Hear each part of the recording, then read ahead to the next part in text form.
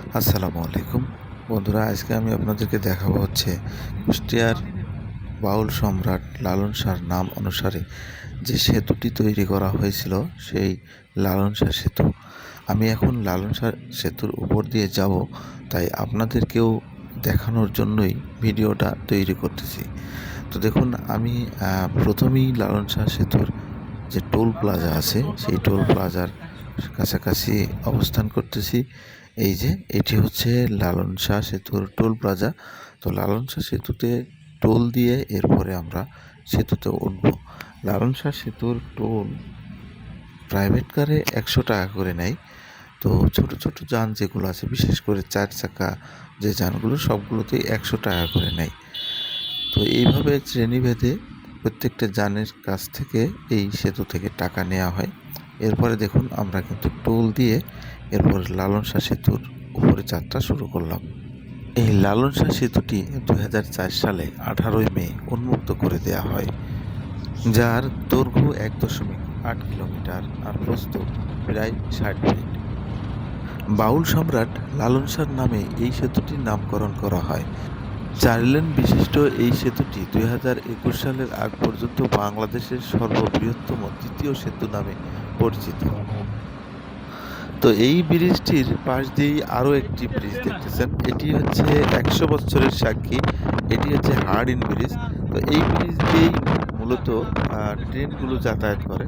এটি পুরোটাই স্টিল দিয়ে তৈরি। এই ব্রিজটিরও দৈর্ঘ্য 1.8 কিলোমিটার। তো বন্ধুরা, এই সেতু দুইটাই কিন্তু পদ্মা নদীর উপরে অবস্থিত।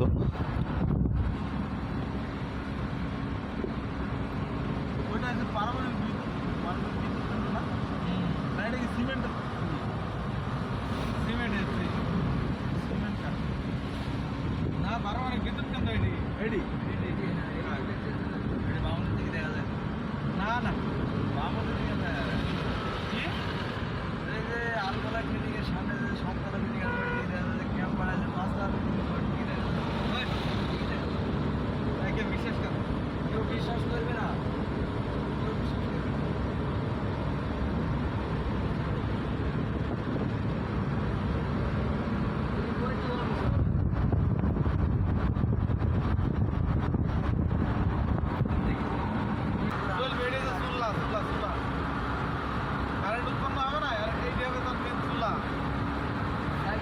তো বন্ধুরা, এইটা যেটা দেখতেছেন, এটা হচ্ছে পারমাণবিক বিদ্যুৎ কেন্দ্র। তো এটা হচ্ছে লালন শাহ সেতুর ঠিক পরেই কিন্তু ঢাকার দিকে আসতে পারমাণবিক বিদ্যুৎ কেন্দ্র পড়বে ডান সাইডে। আরও কিছুক্ষণ পরে গেলে আপনারা পুরোপুরি ক্লিয়ার হতে পারবেন। এখানে প্রচুর পরিমাণে শ্রমিকে কাজ করে, যেটা দেখলে আসলে আপনারা অবাক হয়ে যাবেন। তো এই হচ্ছে লালন শাহ সেতু। তো লালন শাহ সেতুটির দৈর্ঘ্য ছিল 1.8 কিলোমিটার। তো আপনারা যারা লালন শাহ সেতুতে আসছেন হয়তোবা তারা দেখছেন, কিন্তু যারা আসেন নাই তাদের জন্যই মূলত ভিডিওটা তৈরি করা। তো সবাই আমার এই ভিডিওটা যদি ভালো লাগে অবশ্যই লাইক কমেন্ট করবেন, আর অবশ্যই জানাবেন কেমন হয়েছে।